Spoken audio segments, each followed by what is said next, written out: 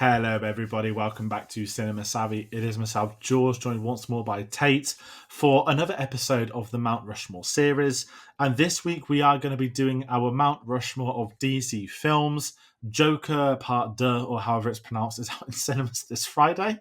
I butchered the intro. I do not care. Folie de, I believe the real title is. And we've had the Penguin start streaming. We've had this, and we thought, you know what? With some of the first episodes of the show, we're going to sort of end up doing a bit of a DC thing. So it's almost like an end. It's like a season finale within a season that we've had like three Yeah. DCs in a row. We're not doing any more DC ones, folks, and it isn't a DC series. But we've had some amazing guests in that time. We've had Aaron jumping on. We've had Neil from Get Your Comic on. We've had Paul as well. Some really good discussions. I have been ill. We've both missed one each. So we are back together to do the most important one, the Mount Rushmore of DC films. First of all, Tate, how are we doing today? I'm doing okay. I'm doing good. I am a little bit DC'd out at the moment. I've been watching through some DC films this month, and I guess we'll talk about that when we get on to our what we watched at the end of the month. But happy to discuss what I would say is my Mount Rushmore of DC films. Excited, me too. I'm curious about this. I'm worried about the amount of Batman picks I myself will have, and that's my lovely, polite introduction. But if you're curious at home, yes, there's animated films, a lot of animated films actually, and that's where Neil's come in very handy. I've learned a lot in the last few weeks about some of their DC EU stuff, some of the animated universe stuff. But I don't have an animated pick. I'm just jumping in that, and that's not even. I didn't really get into the video, Yeah. but the way we're doing this is we each have our own Mount Rushmore. We've done characters for a couple of weeks, so it's a lot of fun to get back to doing films. If you really think about it, we did the Tim Burton one, which was about a director. We've then had a very personal list. We've then had two lists of characters. Now we're doing films again, and suddenly it feels a bit harder doing films. I don't know if you're like that as well, but it feels tricky knowing we're putting the whole DC thing together now. I mean, I found this one actually easier than the Heroes one. The Heroes one was hard, and everyone who was on the Heroes discussion said straight away, "This is tough. This is so tough," because a lot of the time heroes will carry across different films, and villains are kind of one time only, kind of present yourself, show yourself, kind of. So there are a lot more villains than heroes across all of DC films in general. I found this list rather easy, and that's purely because I have quite a select kind of few DC films which I herald as being better in different ways. And I'll go through as I discuss through all of my kind of picks. And yeah, I found this one actually surprisingly easier, and I didn't really put too much thought into my picks. I was like straight away, these are my four. I didn't have any others that could sneak in. There was a lot of picks that would have been fifth place, but these were the four that always kind of stood out above the rest. Okay, nice. I have a four, three of which were very, very easy to do. And then the real challenge was trying to decide out of three others to see what's going to make it. So we will go through them. And then, like out of the videos, when it is a non-personal video, I guess we can call these, we will come together at the end and do like an unbiased, this is what we believe to be the Mount Rushmore of DC films, looking at DC's and overall. So we're going to have three Mount Rushmores in this video total. And do you want me to go first, or do you want to go first? I don't mind. I don't mind. Okay, I'll do my first one, and like every other video the last few weeks, let's just get the obvious one out of the way. The Dark Knight is clearly on mine. I say number one, for people that don't know the Mount Rushmore concept, it's not about 1, 2, 3, 4. We just have four picks. It doesn't matter in which way you put them. But I'm just getting the Dark Knight on the board because everyone knows it's going to be on here from me at this point in time. I do believe it to be the best comic book film ever made, so that includes the other companies, and by default DC. And on top of that, even looking at within DC, looking at comics, I don't think anything compares to this. And you can look at everything that's come after the responsibility. You can put the Oppenheimer meme in of what this film has gone on to create, but this is the benchmark that every comic book film will always be against for eternity, if I'm honest. And that's why it's on my four. I spoke about it a few weeks ago in the personal video. I'm not going to do my personal talk with it. I'm talking about this DC thing now. Yeah, this is the one. Yeah, I rewatched it this month, and it's such a phenomenal film from start to finish. Nolan was able to basically take everything that he got from Batman Begins and just dial it up. And he got the character casting right. He got the plot right. It's just a phenomenal piece of filmmaking as well. And just it's an easy watch. It's one which just flies by. And I've watched it many times now, and I knew it would be on your list. I knew it'd probably be first out the gate on your list as well. I know you absolutely adore this film. My first pick on my own list. I'm going in a slightly different direction for how I'm going to present mine. I'm going in chronological order. We're going to start all the way back in the past, and we're going to work our way to the future and where I think DC Films is going and kind of the trending trajectory of that. So, Superman the movie. Those of you who have watched our Heroes discussion would have seen immediately that you can't have a DC Heroes discussion list without talking about Christopher Reeve and probably the most iconic superhero performance of all time. It's something that's kind of ingrained into people of a certain generation, and it's definitely ingrained into people who get into comic book films. When you kind of look back on past heroes and different people who played various different heroes over the years, this is the kind of first one that makes a big impression. I know, of course, you had a Batman film before this, but Superman the movie was so popular and such a big thing for people at the time that it just kind of transcended itself. And I've seen the film a few times. I decided to watch it again today. I watched a different cut to normal. Normally I'd watch the kind of the theatrical 2 hours something cut. I ended up somehow watching the 3 hour long cut. And yeah, it drags on a little bit more than these two. And of course, the film is absolutely a product of its time. But looking back on the past and where superhero films have, been since this film came out, and the groundwork that it laid, and the fascinating plot points that it brought up at the time, it's so well done and it's so well put together. And Christopher Reeve as a hero, he made people believe that you could fly, and that's something that with superhero films coming down the ages, you'll always have to measure yourself up to. And you'll always be a part of that legacy moving on through cinema. So this list of mine, at least, wouldn't be complete without having this film on there. No, I agree. I'm gonna probably get shot by the DC fans, but I've still not seen the original Superman films, and it's one of them like it's almost like taboo. And I am telling you all this. We didn't talk about it before we record, but I am gonna watch all the Superman films before the new one next year. Hint, hint, wink, wink. That could be a thing. I think it's out next June. Is it? Yeah. Do you know the cast of the original Superman film is phenomenal, by the way, if you weren't aware. What inspired Nolan. I know the cast. I've seen clips. I know the ending. I know who's in it. I know the director. I don't know the director, obviously, but I'm aware of Richard Donner. I just don't know why I've never seen this film. It's sat on a shelf for years, the box set, and I just haven't ever seen it. I don't know why. It wasn't like the whole edgy, I love Man of Steel more. It's just I'd never seen Superman. And, when I'm going to compare it to Walking Dead in a dreadful way. Two of my best friends at college watched The Walking Dead religiously, and in the group chat we had, they talk about it every week. So I don't even need to watch The Walking Dead because I basically read it every week through them. And I feel like maybe that's what Superman is. It's that one where I've just not ticked off because I can't know it all, but I will see it. But you are right. Even without seeing it, it's obvious it's going to be on this list by one of us at least, probably later too, without a spoiler. It did set the benchmark. I mean, I'm talking about Nolan back to the Dark Knight pick. If it wasn't for Superman 78, who were going and getting these big name actors, prestige actors in small roles, that's what the Dark Knight trilogy did. And it really set a benchmark also for not necessarily action filmmaking, but for storytelling, for, hey, look, we can adapt these sorts of things. Yes, it's Superman, but Christopher Reeve, which they did.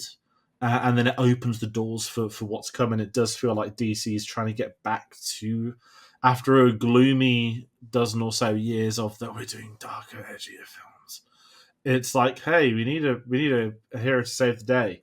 And I feel like that's what James Gunn's going to be going back to, which I'm actually excited for. But kind of with that's a lovely segue into my second choice. And I told you might laugh at one of my picks. Oh boy.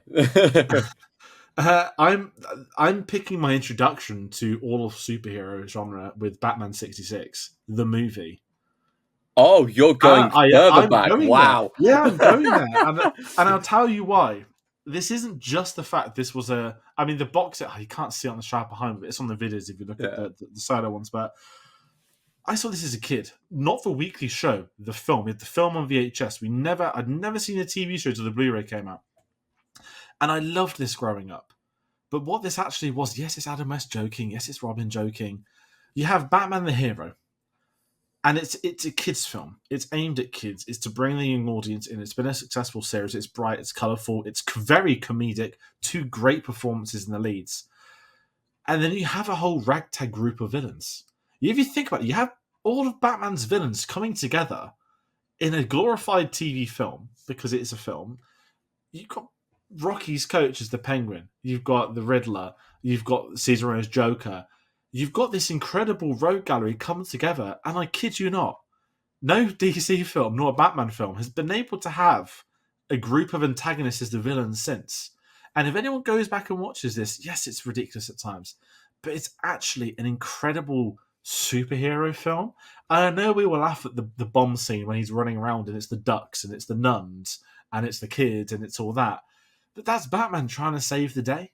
And it's on this list, not for comedic purposes, but genuinely, this really set the tone in my introduction to DC. And I love this film. I think it's aged phenomenally. The great soundtrack, not just the Batman theme, the amazing Batmobile design. It's actually wild we got this in 66. And without doing the whole history lesson thing, kind of what you said about Superman in 78, did Batman 66 open the door to Superman in 78? Maybe not, but probably at the same time said, hey, well, this other DC character was done well.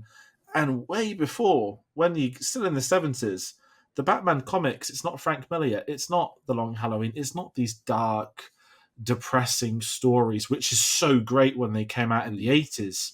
But this is a very different time for Batman. And I don't think Batman can ever return to this time. So this is sitting on my mountain, and people are probably laughing at me, and I don't care because I kid you not, grab me a better film than this that isn't Superman, that is actually about a hero saving people. It just doesn't happen anymore.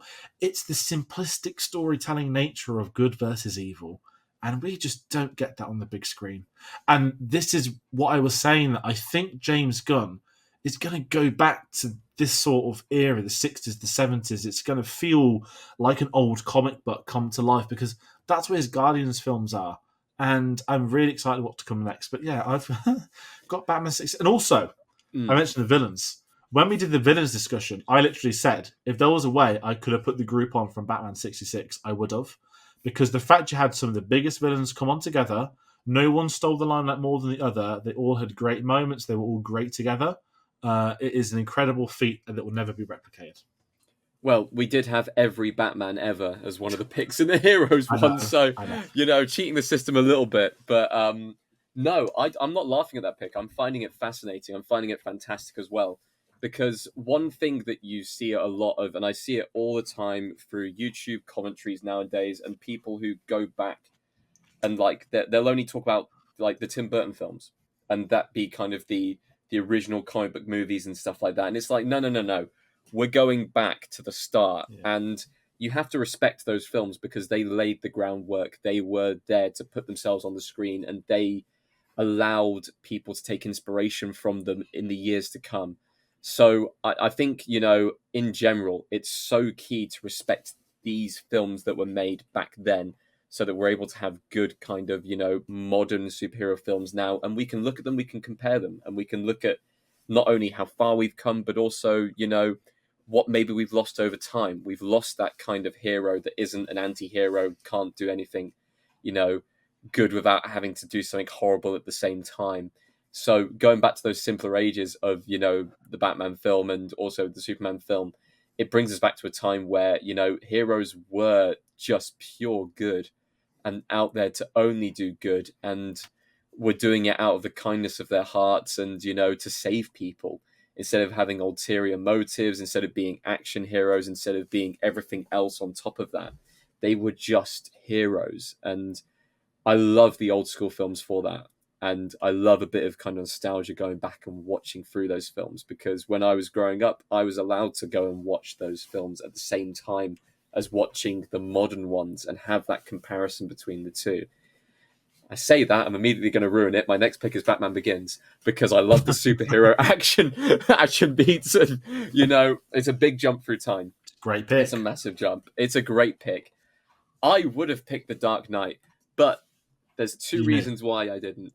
One, I didn't pick The Dark Knight because I knew that George would be picking it, and I knew that it'd get discussed. And my reason number two is because, once again, you wouldn't have The Dark Knight if Batman Begins was a bad film. And Batman Begins is a very good film. And it was my kind of, I watched Batman Begins before I watched The Dark Knight. Therefore, it was my introduction into Christian Bale's Batman. Therefore, because he's my favorite Batman, it has a knock-on effect. And I'll always go back and re-watch Batman Begins. And I think it is my most watched Batman film in general. I've seen it so many times, and more than The Dark Knight.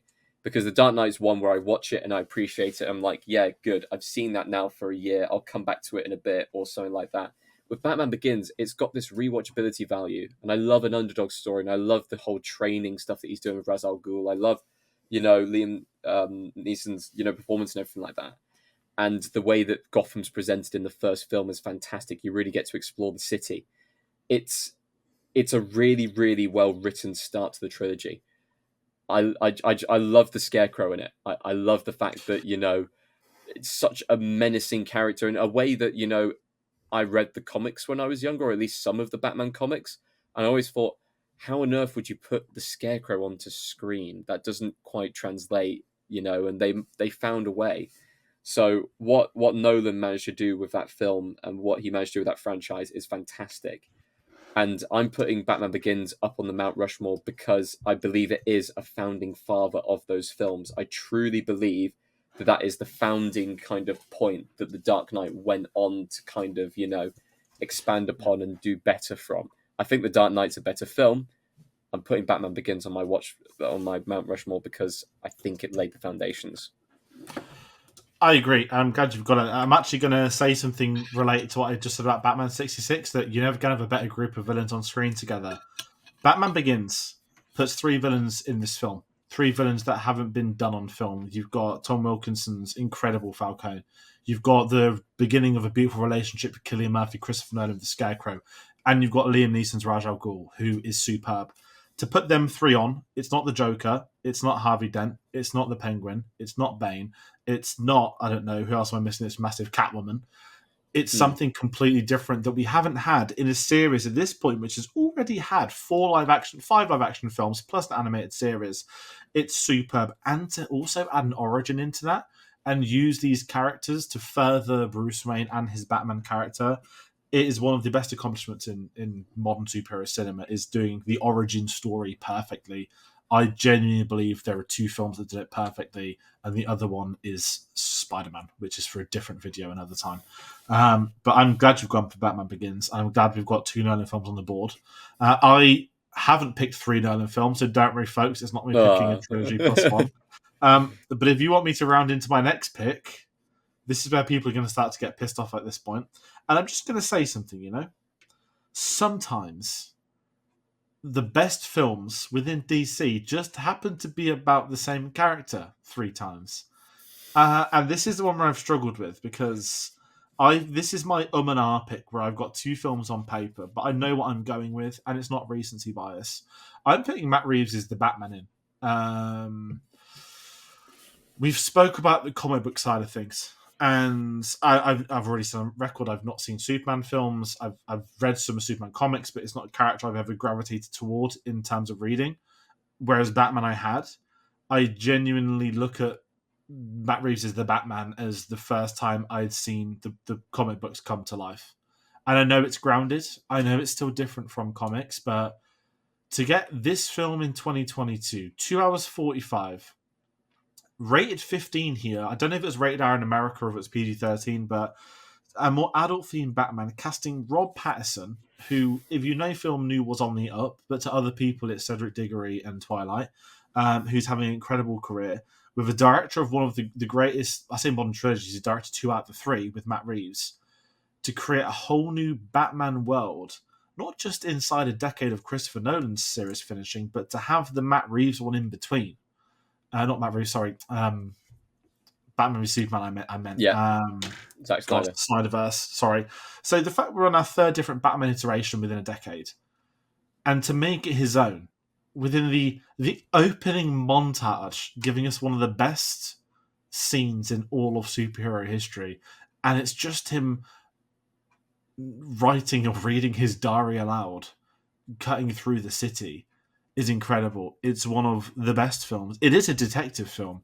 Yes, the Riddler is not Jim Carrey running around riot, but instead it's something far more sinister. It's a murderer who's trying to bring political change. Like Batman Begins, as you said, through political change, we then get this where this story takes place, and now we're getting the Penguin Weekly, which is doing astronomically well, according to the numbers coming in from HBO. I don't feel like it's too soon to put the Batman on here. And it's a bit awkward. I'm 3 for 3 of my Batman, and all three films are completely different. I just think that it's one of the best films, and we're without quoting Rob Patterson in Tenet too much. It's that whole phrase, isn't it, about this is the beginning of a beautiful friendship. That's Matt Reeves' Batman universe. We're just getting started, and give this video 5 years, and maybe part 2 or part 3 will be in here. I really do think this film is, and we're calling it the Mount Rushmore of DC films. I could have said yes, we'll do Wonder Woman, yes, we'll do Green Lantern, yes, we'll do Justice League, but unfortunately, to me, none of them are not only better than what I believe these three are so far.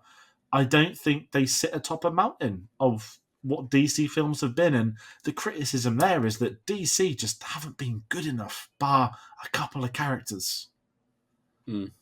I completely agree, and I would say that outside of the Dark Knight and outside of Batman Begins, I would say the new Batman film, Matt Reeves' Batman film, is one of my favorites. It is the proper Batman the Detective, and if anyone knows me from this year so far, I've been watching back through my kind of detective noirs, been watching through my murder mystery kind of films, and I love a good mystery. I love trying to solve it myself. I love reading all the clues and everything like that.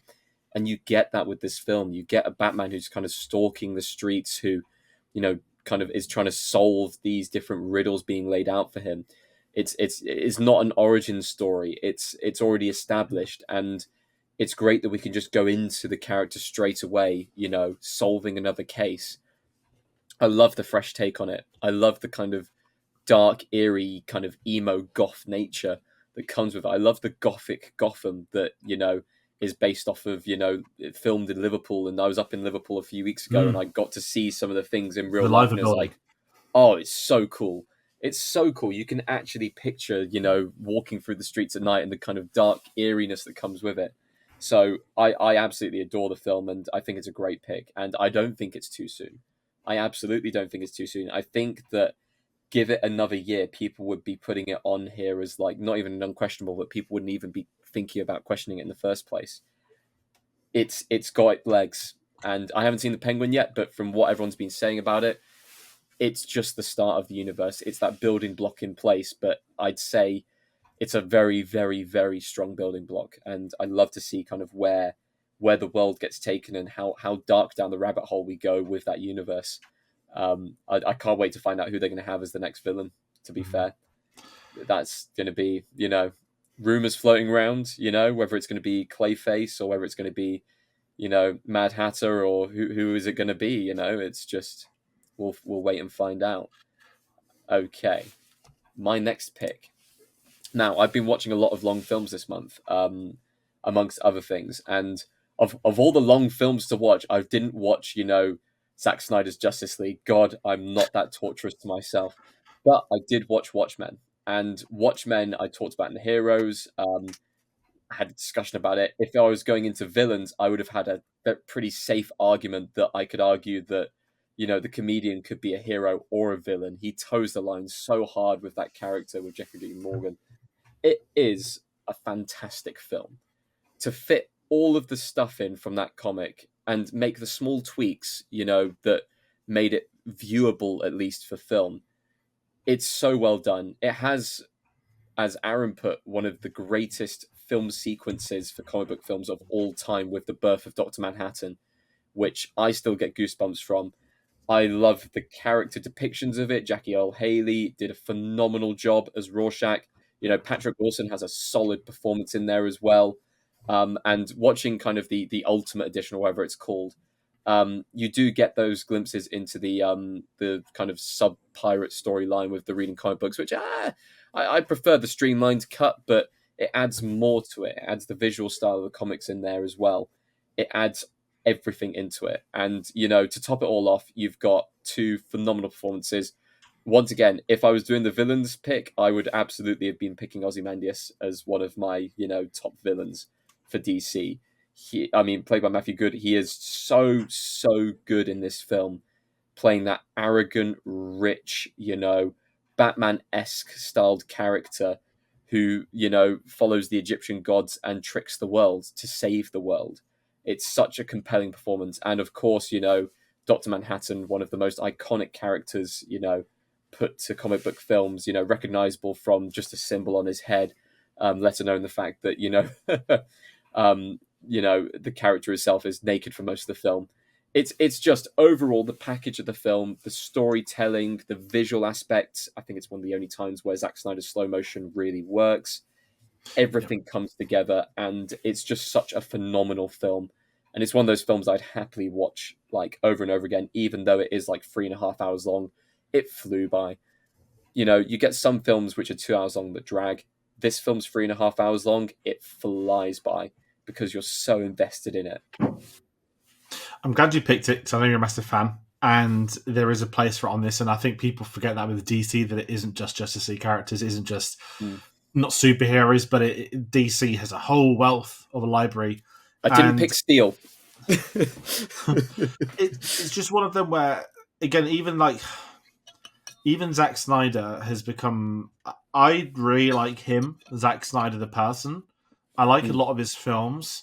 But this Messiah ideology that is there through his fan base, but through the imagery in his modern films, is really off-putting. And I think, I don't want to compare him to Jared Leto, but you know how Jared Leto is like a running joke, just in everything. Yeah. Even if he's going to be good in something, Jared Leto is a joke. I feel like Snyder's films are slowly going toward that way, and I don't want people to forget about how good his first few films really were. And I think Watchmen's rightfully on this. I read the graphic novel once. I didn't care for it. I didn't care for the changes that people moan and cried about. I'm pretty sure it's impossible to do that completely accurately. They wouldn't have been able to do the squid. They wouldn't have been able to do the squid, and they managed to pull it off in the TV show and managed to get it back in. Did Fellowship of the Ring do the same thing? There was meant to be a giant fuck-off octopus type thing, and it's in the extended sort of, but wasn't in it fully. Or am I getting mixed up with another? No, not sure. Doctor No has a giant squid octopus thing. So there's things that just don't work, that don't transition to the big screen, that don't transition to film. And I think Watchmen does a great job. Even my daddy's never seen it. He came up to me about a couple of months ago. He's like, I saw this great video on YouTube. This thing called Watchmen. It was like an alternate 60s. I was like, you saw the opening once, actually, great. But it's great. It's a great opening, and I like Watchmen. I've had the Titans of Cult edition, and I've not been on it since I got it in 4K. But I think it's a very good film. I want to add as well at this point, because we haven't talked about it yet with all of the films so far. Every single film that has been picked has a phenomenal score. Like Superman the movie's score is truly an all-timer. The Batman trilogy that Nolan did is a fantastic score to go with it. And Watchmen, even though it doesn't have so much as a score as more of a collection of really good soundtrack pieces, it does have a good underlying score in it as well. But, this film's soundtrack and score combined is such a blast to the past. And, it's filled with some great, great hits. Nice. I'm going to get to my final pick. I'm going to jump in. It doesn't have a good score. Sorry. But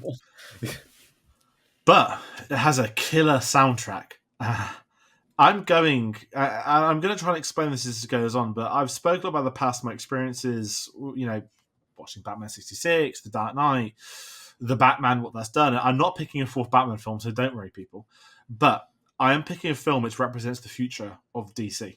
And I believe genuinely one of the best comic book films ever made by a director who's made one of the best comic book trilogies ever made. It is The Suicide Squad by James Gunn. George, you're never going to believe this. This is your number 4 as well. It's my number 4 as well. Good.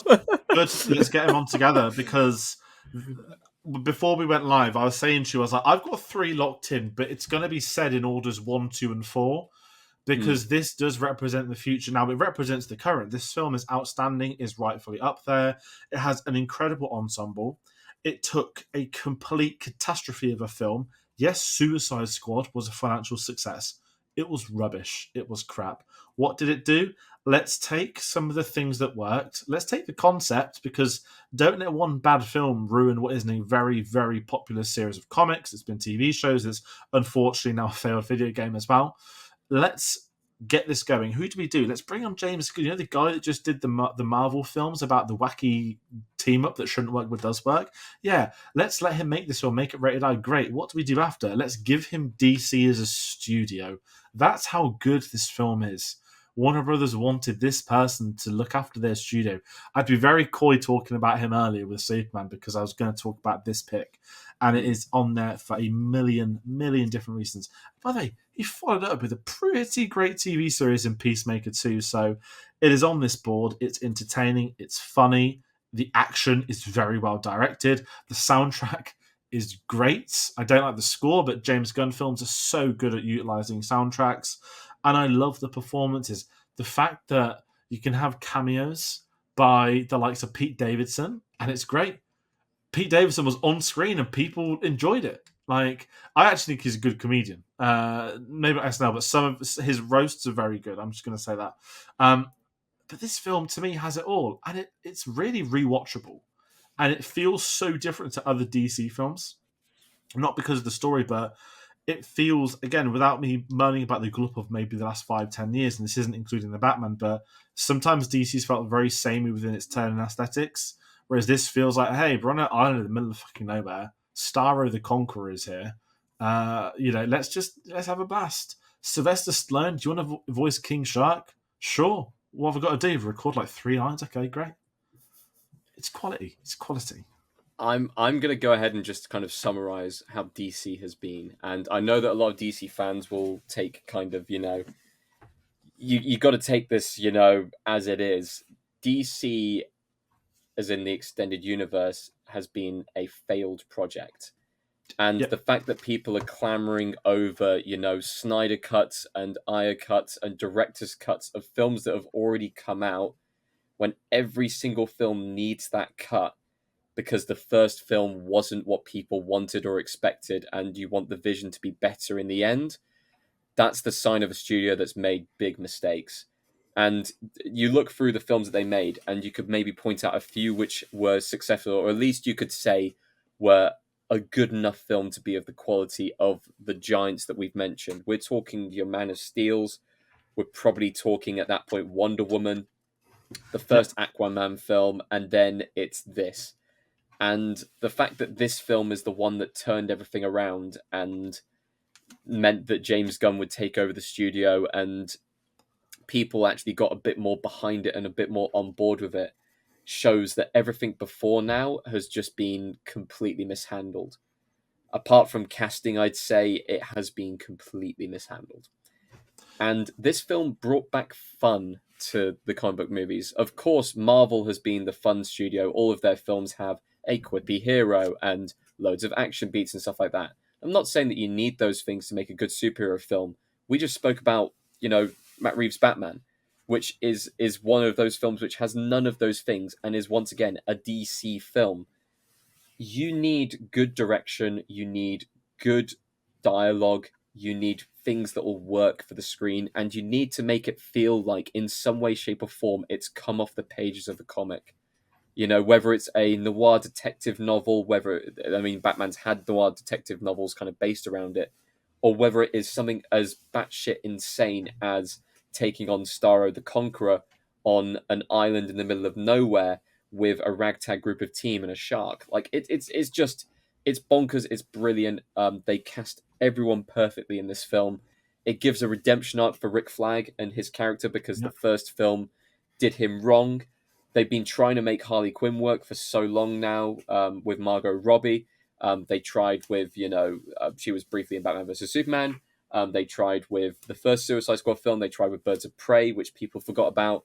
And now you finally have this film where you actually get to see that her character has developed a bit more, and she can play the role, and people are used to it by now. It's such a good performance of Harley Quinn, to the point where I now can only see her as the character of Harley Quinn, which is crazy. Which at the start, I think people were really concerned about whether she would get it or not. You get side characters from the comics like Polka Dot Man and Ratcatcher 2, who, should never be put to screen, but were fantastically put to screen, with a character arc. with character arcs. And then the funniest part of the film, the best part of the film overall, is the interactions between Idris Elba and John Cena, who were, phenomenal on screen together as basically the same character with slight differences, and they make jokes about that, and just everything involved. The fact that it spawned the Peacemaker spin-off, the fact that it is looking to be the future pick and the future direction that DC is going to be going in. This is that beaming light at the end of the tunnel for these films. And we've talked about everything from the history of the first kind of, hero films that DC made all the way through to now, which isn't the end. We've had films past this with DC, but nothing has come close to or shone as bright as this film, which is why I'm so happy it's on both of our lists, because it means it probably end up on the big one. And I think it fully deserves its place on there because it's so fun and it's so rewatchable. I've seen it like 5 times in like 3 years. It's great. I think I saw it 3 times at the cinema. And we have to add, this film, as great as it is, it still adds to Warner Brothers' catastrophic failures that they put this day and date on HBO Max with the cinema. It didn't do commercially well. And as proven by every other release known to mankind that came after, these day and date things didn't do well except Dune. And even that only made 400 mil. Yet its sequel made 750 or 800, I can't remember what the numbers are on. And this is it.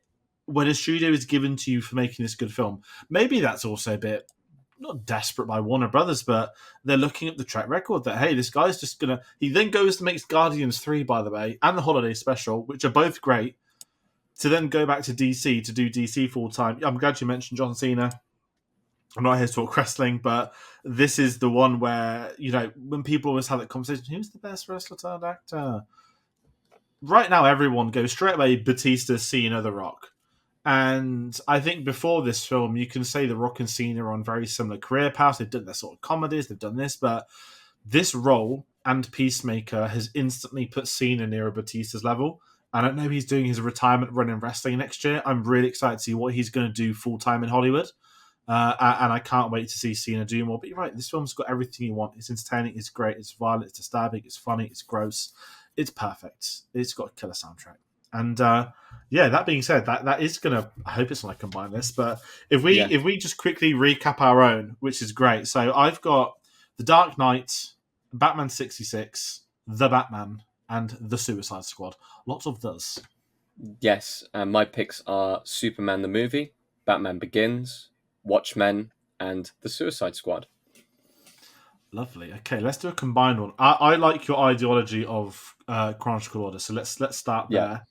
I mean, it's probably going to be not necessarily harder with 2, but it's been actually doing the combined list has been a lot easier than I thought it would be. I thought it'd be like shouting and fighting like the old days, but thankfully people can agree. A lot of the times it's just 50-50 decisions in certain cases. Yeah. And the first one we got to make is the golden oldie. Superman 78. Yeah, listen, 100%. I love Batman 66. we're looking at what's just a combination of our picks. We're looking at DC as a whole, right? What sits on the Mount Rushmore for DC films, DC adaptations, whatever you want Superman, to call it? Yeah. It is Superman. It has to be Superman 78. Now, here's where I then evolve, because I'm thinking chronologically in my head, and I've just thankfully got this one right. I don't have a film from 78 until 08 with The Dark Knight. I don't have a film until Batman Begins in 05, so this is it. So this is the nerding conversation, right? You've got a Mount Rushmore of DC. Yeah. To me, not because I picked it. You put The Dark Knight in because that's the one that I'm going to 100% agree. I think, do you know what? Realistically, like I said in the thing, I think The Dark Knight is a better film. I really do. I just really like Batman Begins. But if we're talking about what should be on the Mount Rushmore of DC films, the greatest comic book film of all time not being on there would be wrong. So I would happily put The Dark Knight on there. And kind of in line of that, the reason I just waltzed over 89 because someone's going to scream somewhere. Superman. I know everyone goes back to '89, like, oh, it was the first Batman thing, but well, no, yeah, '66. But anyway, I get it. Yeah, I get you have the Frank Miller comics, and I know Matt Rushmore's still got 4 heads, not 6. But if it's 6, yeah, Batman '89 probably goes in there. But yeah, I think Superman '78 does everything Batman '89 did 10 years before, but because the tone is lighter and not darker, and it's not necessarily a kids' film because it's Tim Burton. That's why people seem to forget about Superman '78. And then I yeah, think when you narrow it down to 4, there's just not room for Burton's Batman, which is a great film. But when you're looking at DC overall, you go the Dark Knight, and then sticking to chronological, I then join your crusade, and I would have Watchmen on as well. Because yeah, DC isn't just Batman and Superman, and I know it's superheroes to an extent, but it's a political critique of the superhero genre written contextually in the '80s and adapted in '08. And it's not on there because it's different. It's on there because it's one of the best films. It's a different film to what the general audience or public may expect, but as a film itself, it sort of sits up there as if you were looking at these 4 things, and without getting into American politics, because I don't like doing it, it's the logic of the 4 presidents is like the growth, continuation, and the development of a country. Ironically, written on a stolen site from something blown up, but different conversation. Watchmen sits on there because it's going to be different to what I think we both know the 4th pick is. Not because it's different, yeah. but because looking at what the 4 films are probably going to be, Watchmen is rightfully there. What I think is really interesting is when you look at Watchmen as a film, you've got a character who's not quite like Superman, but you've got Night Owl who is there, who is like the pure good. You then got Rorschach, who is the Batman who will result to kind of violence to meet his ends. You kind of have Dr. Manhattan, who's like a Superman who's very kind of blank faced and, won't do anything. But more importantly, you've got the comedian who could easily fit into the Suicide Squad as a person who toes the line. You cover all the bases of the films that we've actually picked there in that film, which is why I think it deserves to be there. But, looking at the 4 there, looking at Superman, looking at The Dark Knight, Watchmen, and the Suicide Squad, I think we've covered all corners of DC as well. I think we've covered every kind of major era of DC apart from maybe the 90s. But more importantly, I can't look past those 4 being toppled by anything else as like sitting on kind of the heads of it. Yeah, I mean, just to clarify, 4, we both mean the Suicide Squad at number Oh, 4. we do mean the Suicide Lovely, Squad. Yeah, good, of good, course. good. Just so people at home, and I agree, and I think it is that the quality, it's the tone's different, the logic is the fact that the film is, hey, these are these terrible villains who we're going to put bombs in, and they're going to do government Black X missions, and if they try and betray us, we'll kill them. And this film did all of it. The opening sequence through to the final sequence, and kind of where I jumped in again earlier. To me, this also represents the future of DC. That this 100%. is not every film moving forward is going to be done like this. Obviously, we've got Matt Reeves' Batman trilogy, which is thankfully being confirmed to operate separately. It will be its own thing within DC. We've got James Gunn, who's going to be doing his own. Hey, I don't know if there's a name for it yet, but his new DCEU is going to kickstart with Superman. We already know like Supergirl's going to be in this film. He's working on a Batman film that's obviously not going to be. I mean, he's not directing it, but they're in production on a Batman film that isn't Rob Pattinson. So we're going to have 2 different Batmen at the same time, which I have my own thoughts about. If anyone's going to do it right, probably it's going to be James Gunn. And I'm very excited to see what the future of DC has because of the Suicide Squad. I mean, if it wasn't for the Suicide Squad, what would we be talking about? Not in this video today, but we'd just be saying the future of DC is Matt Reeves. When are they going to bring back Henry Cavill? Black Adam, Yeah. did you change the hierarchy of power? Well, not on this Mount Rushmore, you didn't. But John Cena did. So Imagine if I threw in Shazam 2, Fury of the Gods. I mean, Shazam 1's a good film. Shazam 1's great. Yeah. Shazam 1, I'll And add this on is to the list of films which were okay in that canon. It did all right. Mark Strong's in it too. Mark Strong. No Green Lanterns, but we have had some Green Lantern casting in real life this week. Again, part of the James Gunn stuff, there's going to be a Green Lantern TV series. So I am optimistic about DC. Without segueing into a DC conversation, obviously we're all sold on the Reeves-verse. And I'm sort of optimistic about Superman next year. My only real concern is, and I don't mean this to sound like a child, in the year 2025, will the general audience care about the character of Superman? And I believe it's coming out right at the same time as Fantastic Four. So it's going to be a very good summer blockbuster season next year. Mm. But there is a part of me that is slightly nervous for a new Superman film, because I would also add the general audience loved Henry fucking Cavill. And a lot of people are disappointed that he's not Superman anymore. I know that, oh God, is it David Saran speak the name? He was in Twisters. And by the way, watching Twisters in the summer, this guy was on screen. I was like, fucking hell, he looks like he could be Superman. And then I found out about 10 minutes after this film, oh, he actually is the new Superman. But he looked like Superman in that film, which is always a great sign about the actor who is on screen. But yeah, a little tangent for the future of DC, and I'm excited. But yeah, that's how I combine my Rushmore. So we've got Superman the movie, The Dark Knight, Watchmen, and The Suicide Squad, which rounds out our little DC triage of Mount Rushmores. We're not doing DC again. We are going to have a Marvel one, not next week. I think we've got Marvel toward the end of October. Venom, The Last Dance, or whatever they've called it, is going to be coming out of cinemas. So there is a Marvel video coming. But if our people are curious about these Mount Rushmores, next week's episode, we're doing something different. We're revisiting a series we've not been to in a couple of years. We're going to be doing the Mount Rushmore of James Bond films. It is James Bond Day this Saturday, I believe. I doubt we'll get a casting announcement, but guess what? If there is, we'll probably have a video up between now and Bond next week. But we are going to be doing a Mount Rushmore of James Bond films, which is actually terrifying to think about, picking 4 out of those. That's going to be fun.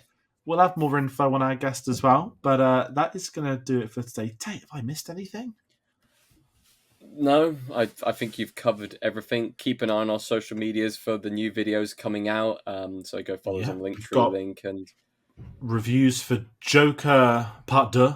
It's not called Part 2, but that's in my head now. Folie à Deux. That's it. We've got to have a review on that. We've got what we watched at some point in the next few days. We've got Rings of Power Season 2 is finishing, which we both need to start at the time of recording. The Penguin is airing weekly, but we're going to do obviously a discussion at the end. Last of Us trailers come out, so we know Last of Us is coming, rumours early 2025. I'm very excited about that one. So yeah, it's getting a bit busy on the channel. We're not doing the film festival this year. We may get some reviews of those films. Most of the films are releasing here a month after, so there isn't too much of a delay if people are curious. But we're not going to be at London Film Festival this year. We are going to be continuing the Rushmore stuff through to the start of December. Alongside that, as we said, a lot of new reviews, discussions, maybe special videos in between. We will let you guys know. So that is going to round out for today. As Tate mentioned, go grab us on our social medias, on our link tree. That'll pop you through to Facebook, Twitter, Instagram, Letterboxd. A lot more stuff going up on our Instagram now with reels and clips from episodes. So thank you to people that may have found us through those. It's a great little avenue to be able to do reels and shorts now.